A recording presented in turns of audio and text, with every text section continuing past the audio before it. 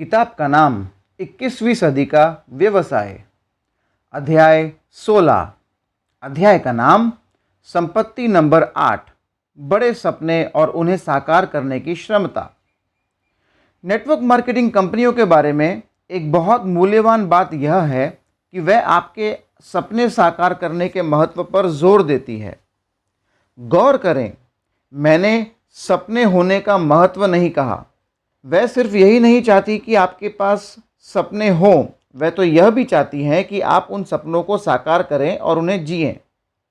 यही नहीं, वह आपको बड़े सपने देखने के लिए प्रोत्साहित करती है। नेटवर्क मार्केटिंग की पड़ताल शुरू करते वक्त मैं पहले के मुकाबले ज़्यादा बड़े सपने देखने लगा। यह बड़ा अच्छा अनुभव था। पारंपरिक कंपनियां प्रायः बड़े सपनों से ज़्यादा खुश नहीं होती। उन्हें ज़्यादा अच्छा तब लगता है जब आपके सपने छोटे हों। कुछ दिनों की गर्मी की छुट्टियाँ, शायद कुछ समय का कोई मनोरंजन, आपका कोई छुटपुट शौक, रविवार दोपहर को गोल्फ का अच्छा खेल, इसी प्रकार की चीज़ें। मैं यह नहीं कह रहा हूँ कि इस तरह के छोटे सपने देखना गलत है। मैं तो बस यह कह रहा हूँ कि ऐसा जीवन छोटा जीवन है। बड़े होते वक्त मैंने अक्सर अपने माता पिता को यह वाक्य बोलते सुना था, हम इसका खर्च नहीं उठा सकते। बहरहाल, अमीर डैडी ने अपने बेटे और मुझे ये शब्द नहीं बोलने दिए। इसके बजाय उन्होंने इस बात पर जोर दिया कि हम खुद से यह पूछें, हम इसका खर्च कैसे उठा सकते हैं। इन कथनों के बीच बहुत कम अंतर लगता है, लेकिन इन्हीं से सारा फर्क पड़ता है। सोच का यह छोटा सा परिवर्तन जीवन भर के अनुभवों, अनुभूतियों और निर्णयों से कई गुना हो जाएगा। अंततः यह आपको एक ऐसी जगह पहुंचा देगा जो उस जगह से करोड़ों मील दूर होगी जहां आप यह परिवर्तन किए बिना पहुंचते। जब आप खुद से यह पूछने की आदत डाल लेते हैं, मैं इसका खर्च कैसे उठा सकता हूं, तो आप खुद को ज़्यादा बड़े सपने देखने के लिए प्रशिक्षित करते हैं और साथ ही आपको यह विश्वास भी होता है कि आप उन्हें साकार कर सकते हैं। दूसरी ओर, मैं इसका खर्च नहीं उठा सकता कहना अपने सपनों का गला दबाने की तरह होता है, जैसे मोमबत्ती की लौ पर गीला तौलिया रख दिया जाए। संसार में पहले से ही बहुत सारे लोग हैं जो आपके सपनों का गला दबाने की कोशिश कर रहे हैं और आपको उस जमात में खुद को शामिल करने की कोई ज़रूरत नहीं है।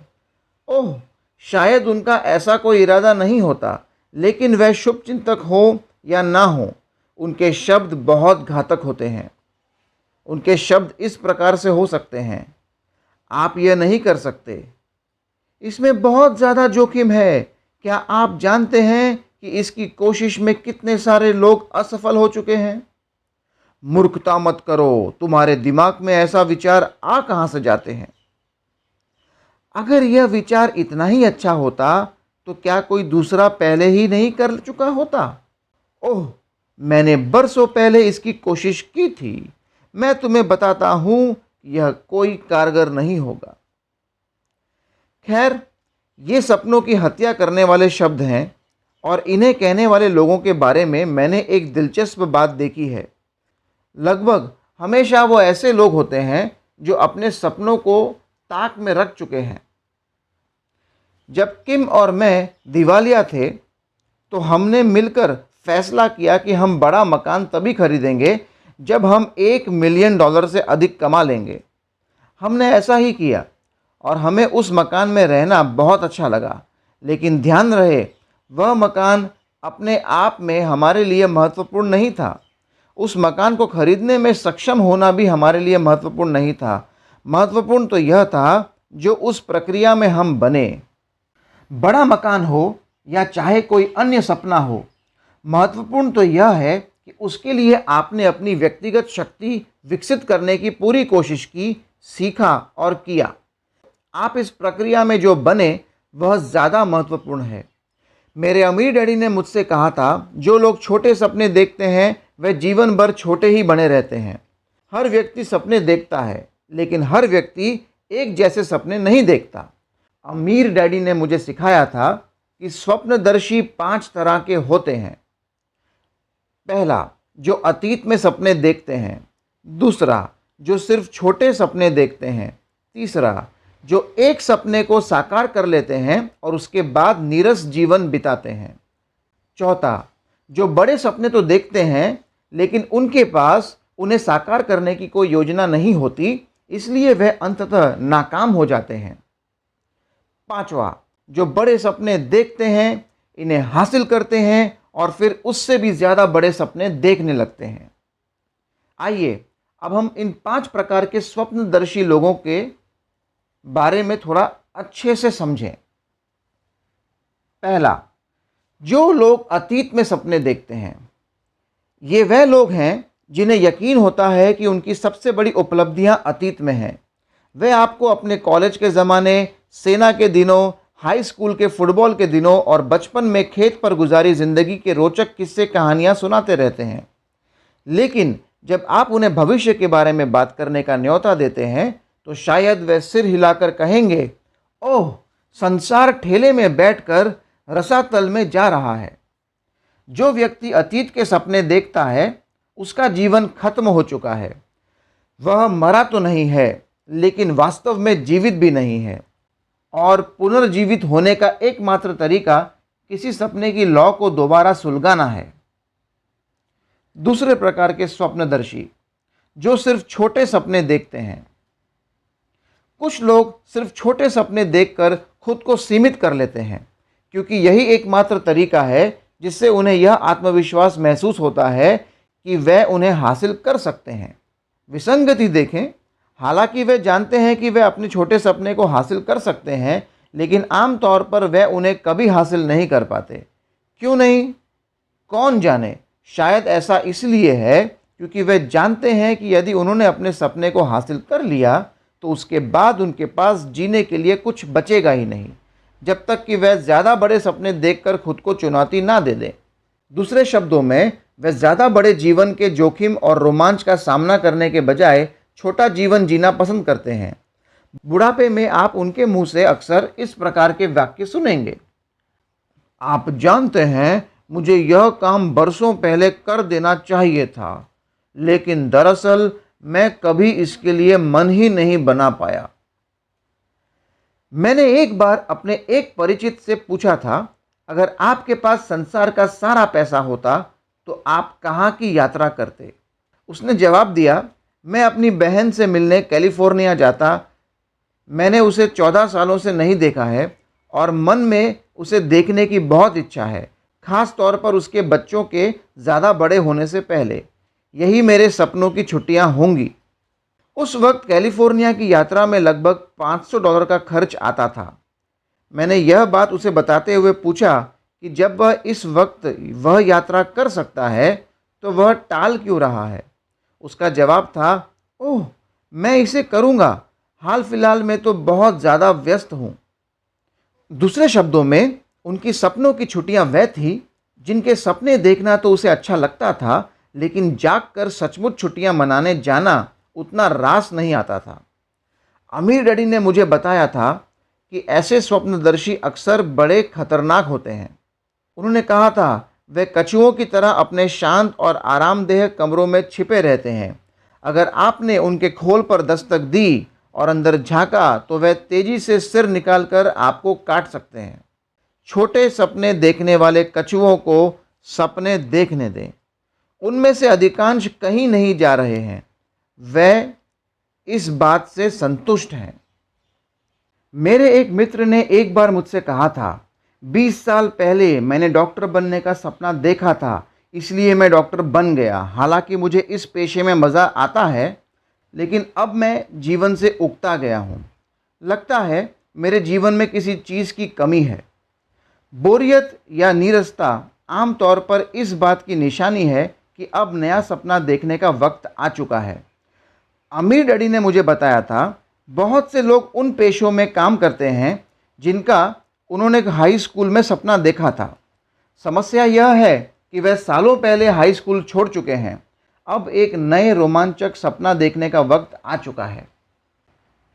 चौथे प्रकार के स्वप्नदर्शी, जो बड़े सपने तो देखते हैं लेकिन उनके पास उन्हें साकार करने की कोई योजना नहीं होती, इसलिए वे अंततः नाकाम हो जाते हैं।